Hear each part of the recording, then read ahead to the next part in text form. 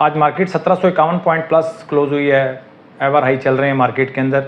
आज कुछ ख़ास है नहीं मार्केट में बयान करने के लिए, सिर्फ हाज़िरी लगाने के लिए हूँ आपके पास। जो होना था वो हो चुका है और मेरी ए और ए प्लस कैटेगरी ठीक चली हैं और इस वजह से ठीक चली हैं कि मार्केट में एक्टिविटी थी। ठीक है, मार्केट हम मोहताज हैं मार्केट में एक्टिविटी के। मार्केट में जब एक्टिविटी होगी तो हमारे स्टॉक उस वक्त चलेंगे। ठीक है, अच्छा अब अभी 1751 पॉइंट प्लस है मार्केट और आज 458 मिलियन का काम हुआ है, तकरीबन तीसरा कंसेक्यूटिव डे है आज, थर्ड कंसेक्यूटिव डे के ऊपर भी आज 458 मिलियन का तकरीबन काम हो रहा है और 5 डे की एवरेज अब बन गई 338 मिलियन, तो तकरीबन 33 crore 34 crore.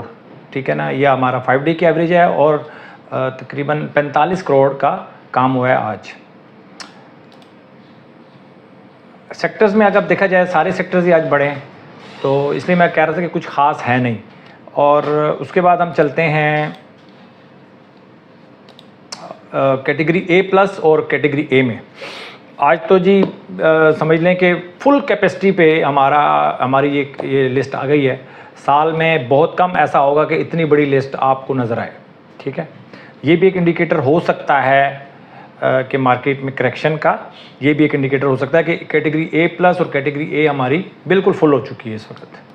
आदमजी insurance, bank Al Habib, bank of Punjab, CHCC, DG Khan cement, ई फर्टिलाइज़र, गाल, IGIHL, कैल, क्वाड cement, Meezan bank, Murree brewery, OGDC, pioneer cement, PSO, PSX, PTC, सरले, SSGC। सरले हम इसको देसी ज़बान में कहते हैं, तो कुछ लोग कमेंट करेंगे इसको सरल बोला करें, तो UBL, MFFL। और ये हमारे कैटेगरी ए के हमारे पास स्टॉक्स हैं। तो क्या बोलूँ, कुछ ख़ास बोल नहीं सकता। सिर्फ आप ये देखें कि आपने फॉलो कैसे करना है। देखें इस दफ़ा मैं समझता हूँ कि इतनी मार्केट प्लस हुई है, अगर आप मेरी वीडियोस को फॉलो कर रहे हैं तो इस दफ़ा आप ये शिकवा गिला नहीं कर सकते कि यार इतनी मार्केट बढ़ गई है, कौन सा आइटम बढ़ा है हमें तो पता ही नहीं चला। कैटेगरी ए और कैटेगरी ए प्लस को अगर आप फॉलो कर रहे हैं तो आपको डेली बेसिस के ऊपर पता चल रहा होगा कि कौन कौन सी कंपनीज जो हैं वो कैटेगरी ए में हैं और कैटेगरी ए प्लस में है। तो इस दफ़ा मुझे लगता है आपकी फीलिंग्स ये नहीं होंगी कि यार स्टॉक तो नीचे हैं और इंडेक्स बहुत बढ़ गया है। देखिए ऐसा नहीं होता, जब इंडेक्स बढ़ता है स्टॉक भी बढ़ते हैं। सिर्फ अगर आपके पास जो स्टॉक्स हैं वो नहीं बढ़ रहे तो वो एक अलग इशू है, तो आप सेंटेंस पूरा बोलें कि यार हमारे पास जो स्टॉक्स हैं वो नहीं बढ़ रहे, इंडेक्स बढ़ रहा है, तो ये सेंटेंस ठीक है। लेकिन अगर आप जब ये जनरल एक देते हैं स्टेटमेंट कि यार स्टॉक्स नहीं बढ़ रहे, इंडेक्स बढ़ रहा है, पता नहीं क्यों बढ़ रहा है, तो मैं बार बार कहता हूँ कि अपने स्टॉक्स को शफल करना बहुत ज़रूरी है और टाइमली शफल करना बहुत ज़रूरी है। ये ना हो कि बिल्कुल टॉप पे जाके आप शफल कर रहे हो और जब आपके स्टॉक्स की बारी हो, यानी कि कचरा स्टॉक्स की अगर जब बारी हो उस वक्त आप उनको सेल कर दें, फिर आप मलाल करें। तो हर चीज़ की एक टाइमिंग होती है। टाइम, स्टॉक मार्केट ही टाइम करने का है। ठीक है, टाइम करने का मतलब ये नहीं कि आपने बिल्कुल ही टाइम करना होता है, ऐसा नहीं है। जैसे आप बॉटम पकड़ने की कोशिश कर रहे हैं, ऐसा नहीं होता। मतलब हर चीज़ को आपने टाइमली मैनेज करना होता है। और चलें आज हम दो चार्ट्स को हम डिस्कस कर लेते हैं। थोड़ा ठंडा ठंडा आज काम है, बिल्कुल ना, लोगों के लिए गर्म हो सकता है लेकिन आज मेरे लिए बिल्कुल ठंडा है कि जो होना था वो हो चुका है और जो मार्केट में तेज़ी थी वो हो चुकी है। और हम मतलब दिन ब दिन, मतलब मैंने तो हर चीज़ आपको बता दी, आप अमल नहीं कर सके वो फिर हम इसके ऊपर भी हम बात करेंगे कि हम क्यों अमल नहीं कर पाते और मौके मिलते रहेंगे। ये आप ध्यान में रखिएगा, कभी आपने परेशान नहीं होना। अगर आपने ये मौका गवा दिया था तो कोई मसला नहीं है, इस तरह के मौके मिलते रहेंगे। आप अपने आप को स्ट्रेटजी के लिए तैयार कर लें कि यार आपकी स्ट्रेटजी क्या होनी चाहिए। ठीक है, साजगार इंजीनियरिंग को देख लेते हैं जी। साजगार इंजीनियरिंग बिल्कुल ठंडा चल रहा है और लेकिन 45 की मूविंग एवरेज के साथ इंटैक्ट है। 45 की मूविंग एवरेज को छोड़ नहीं रहा ये और मेरे हिसाब से तो ठीक जा रहा है अब। और एक और इसके अंदर देखिए मैं आपको बता देता हूँ थोड़ा सा। अच्छा, सबसे पहले मैंने जैसे एक सुबह एक वीडियो बनाई है कि जब भी टेक्निकल एनालिसिस करें, चार्ट को देखें तो आप देखा करें कि आपने प्राइस एक्शन वाला बटन ऑन करना है या इंडिकेटर वाला बटन ऑन करना है, मिक्स नहीं करना आपने। ठीक है। तो अभी हम फिलहाल इसको हम इंडिकेटर्स के ऊपर देख रहे हैं तो इंडिकेटर्स में 45 की मूविंग एवरेज आप देख रहे होंगे, 45 की मूविंग एवरेज के साथ साथ चल रहा है, इंटैक्ट है। तो होप है इसके अंदर कि ये अभी गेम के अंदर है, गेम से फारिग नहीं हुआ।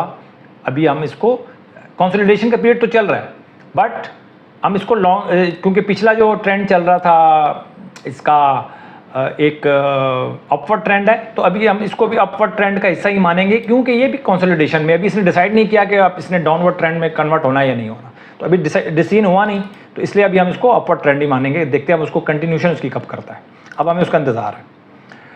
200 की मूविंग एवरेज नीचे है, 45 की मूविंग एवरेज के साथ साथ चल रहा है, ठीक है। ये हमारे इंडिकेटर्स हो गए। इसके बाद आप देख सकते हैं कि ये देखें, मैं आपको थोड़ा सा बड़ा करके दिखा देता हूँ।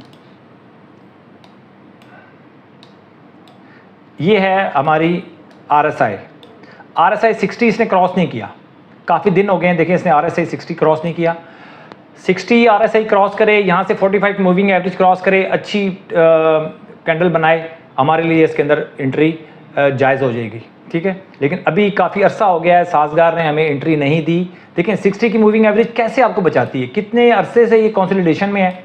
अगर RSI आप 60 को फॉलो कर रहे हैं तो आप इंटर होंगे नहीं इसके अंदर, ठीक है। तो ये इंडिकेटर्स क्या कमाल है। और इंडिकेटर्स के बाद हम देखते हैं प्राइस एक्शन।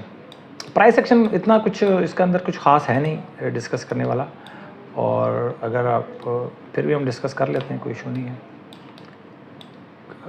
प्राइस एक्शन भी ठीक है, 1066 तकरीबन होने दें इसको, 1066 1070 के बाद इसमें एक्टिविटी स्टार्ट होगी ठीक तरीके से। 1070 तक तो ऐसे ही चलता रहेगा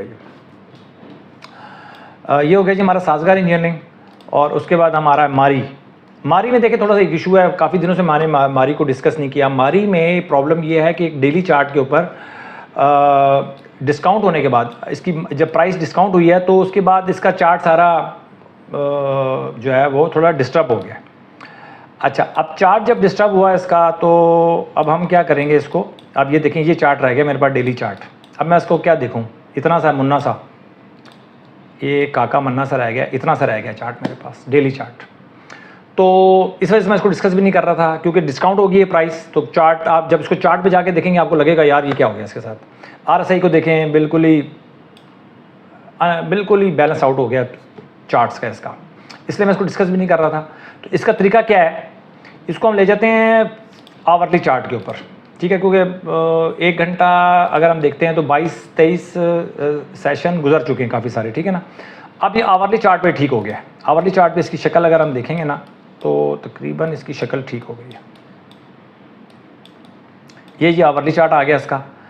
आवरली चार्ट पे अगर हम मारी को दिखें तो बड़ा डिस्टर्ब है, बहुत डिस्टर्ब है। 45 की मूविंग एवरेज के साथ साथ चल रहा है, बट RSI इसका जो है वो डिस्टर्ब है। 40 से अगर ये मूव कर जाता है तो ठीक है, मूव बनाएगा, बट अभी थोड़ा सा प्रेशर में चल रहा है।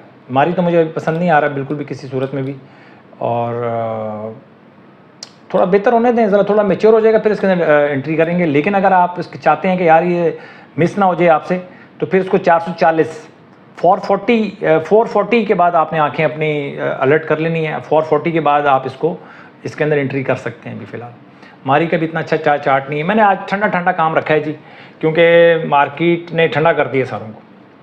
जो लोग समझते थे कि यार मार्केट में कुछ नहीं है, सारा कुछ फेक है, तो वो समझें कि मार्केट की प्राइस जो है ना, प्राइस को आपने हमेशा रिस्पेक्ट देनी है और प्राइस पे शक नहीं करना। अगर आप प्राइस पे शक करेंगे ना बहुत ज़्यादा, तो आप स्टॉक मार्केट से पैसे नहीं बना सकेंगे। आपको प्राइस पे शक नहीं करना, प्राइस को रिस्पेक्ट देनी है। अगर प्राइस गिरी है उसको भी रिस्पेक्ट देनी है, क्यों गिरी है भाई, कोई वजह है। प्राइस अगर बढ़ी है उसकी भी एक वजह होती है, वो वजह आपने ढूंढनी तो नहीं है, उसकी वजह आप क्यों ढूंढते हैं। आप अपना बस अपने पॉइंट्स पूरे करें, बाय करें, अपने पॉइंट्स पूरे करें, सेल करें। अपना बहुत ख्याल रखें। Thank you very much.